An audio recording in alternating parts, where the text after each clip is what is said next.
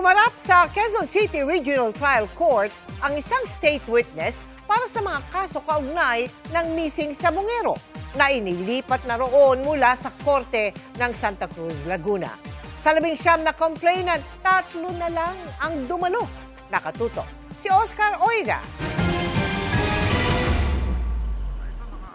Naka-bulletproof vest at helmet at gwardyado ng mga tauhan ng Department of Justice o DOJ si Ella Kim Patidongan nang nagmamadali siyang ipasok sa Quezon City Hall of Justice.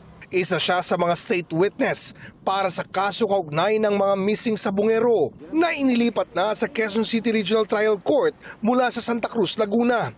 Dito na itutuloy ang pagdinig ng mga kaso, bagay na hiniling ng ilan sa mga complainant. Medyo madali na po kasi sa aming pumunta dito, mas malapit na po kaysa dun sa Santa Cruz, kaya mas madali po namin mapupuntahan.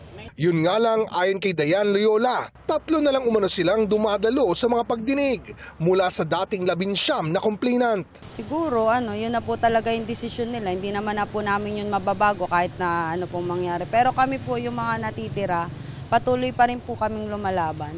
Ngayong araw din ang schedule ng pagpapatuloy sa pagdinig ng petisyon ng mga akusado na makapagpiyansa. Pero nang kumustahin ang isa sa mga abogado ng mga akusado, tumanggi itong magbigay ng anumang pahayag sa harap ng kamera.